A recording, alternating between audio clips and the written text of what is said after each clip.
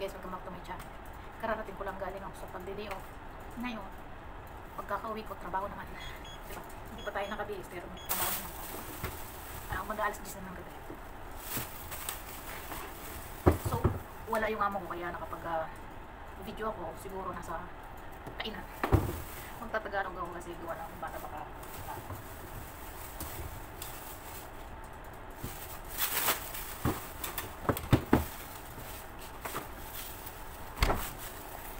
Ngayon naman, maghihimpil ako,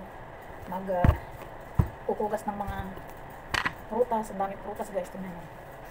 Ayan, kugasan ko pa yan. Tapos, ito muna pala, mga plato. Ilalagay ko muna sa kanya-kanya. Pwesto. Diba?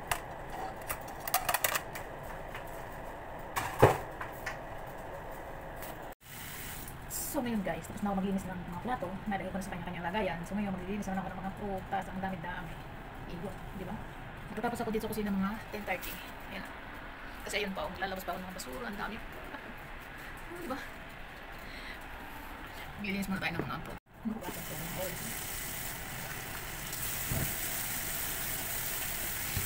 Damali ako dito guys. Pagkagaling sa day off, magtatrabaho ulit. Buti nga ngayon, magagaw na ka-uwi. Minsan na-uwi kami, 10:30 yun ako agad. Nagbas kasi kami, kaya naman. Kaya, yun, aga rin ako nakapag-inis ng kusina. Pag hindi naman kami nagbabas, uuwi kami ang mga alas 10. Yun, ikataw kami ng sasakyan. Kasi marami.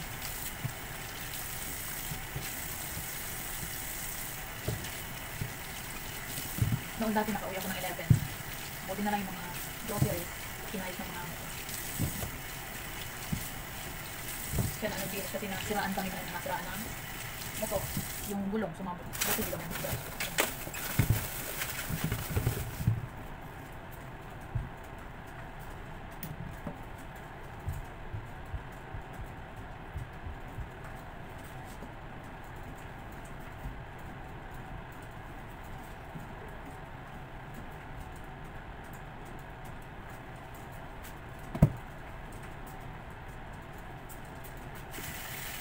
Bilis mo na guys ng mga prutas kasi ang dami nito.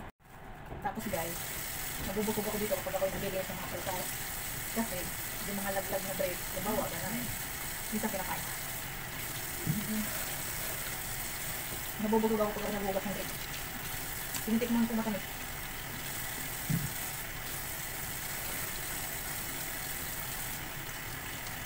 Inugasan kasi ko lahat ng prutas. Inugasan. Bago ilagay sa rep.